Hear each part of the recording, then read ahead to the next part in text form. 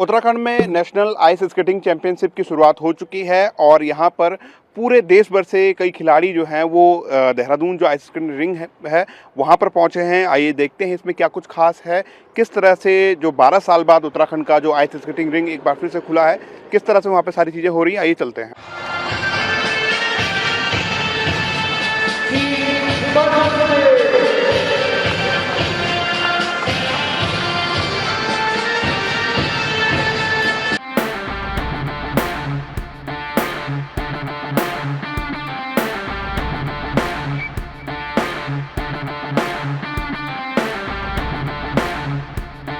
Sir, जहाँ तक मेरी नॉलेज में है कि मुझे पिछले साल पता चला था कि उत्तराखंड में 38वें नेशनल गेम्स होने वाले हैं और नेशनल गेम्स की यहाँ पे ज़ोरों शोरों से तैयारी चल रही है। तो हमें ये था कि हम नेशनल गेम्स में अपने विंटर गेम्स को भी देखना चाहते थे कि विंटर गेम्स भी हमारे इस नेशनल गेम्स का पार्ट हो, जिसमें हमने काफ़ी प्रयास किया। लेकिन अनफॉर्चुनेटली हमारे नेशनल गेम्स के डेट्स और जो हमारे एशियन विंटर गेम्स हैं वो क्लैश होने के कारण यहाँ पे हम विंटर में इस नेशनल गेम्स को नहीं खेल पाए। लेकिन सरकार ने लास्ट एक साल में पूरा प्रयास किया इस रिंग को दोबारा से स्टैंड कराने के लिए, सस्टेन करने के लिए।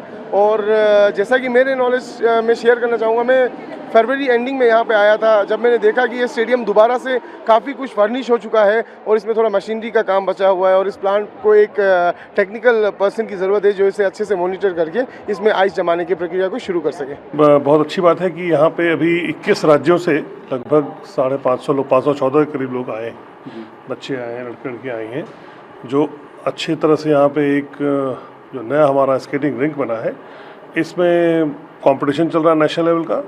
आज इसकी शुभारंभ हुई है।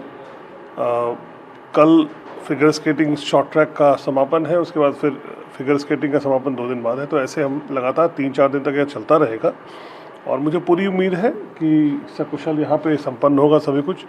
यहाँ जो टीम मैनेजर्स आए हुए हैं, जो इंचार्ज हैं आइस स्केटिंग है, अमिताभ शर्मा, ये सब बहुत अच्छी तैयारी कर रहे हैं। एशियाई चैंपियनशिप भी यहाँ पे हमारे यहाँ अप्रूव हुई है। बहुत हर्ष का विषय है कि ये यहाँ पे देहरादून में अप्रूव हुई है, बिकॉज हमारे पास ये आइस रिंक है तो इसका ये हम फ़ायदा उठा रहे हैं कि हमें यहाँ एशियन चैम्पियनशिप मिली है, जिसमें लगभग 20 देशों से आने की संभावना है एथलीट्स की।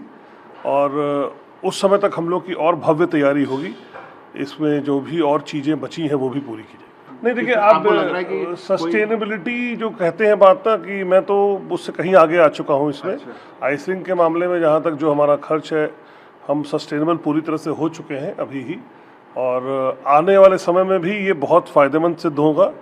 मुझे पूरी उम्मीद है कि हम इस तरह के और भी पहाड़ों पे 1-2 नए रिंग बना सकेंगे, ऐसा मुझे पूरी उम्मीद है। लोग जितने स्पोर्ट्स को कवर करते हैं तो आप लोग देख रहे होंगे कि जब से नेशनल गेम हुए हैं और नेशनल गेम होने के उपरांत से लगातार हमारे जितने भी संसाधन हैं उसमें प्रतिदिन इवेंट्स होते रहे हैं।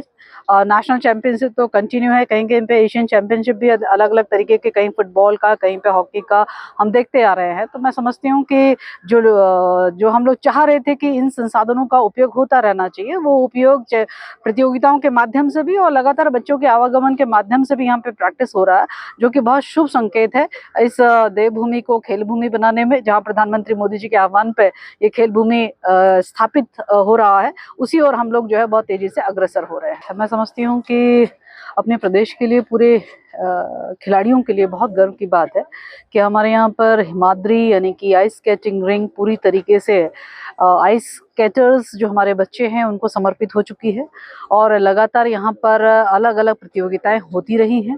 और आज बेहद खुशी है कि मुझे उस कार्यक्रम में आने का सौभाग्य प्राप्त हुआ जहाँ पर आज नेशनल चैंपियनशिप जो है वो हो रही है आइस स्केटिंग के।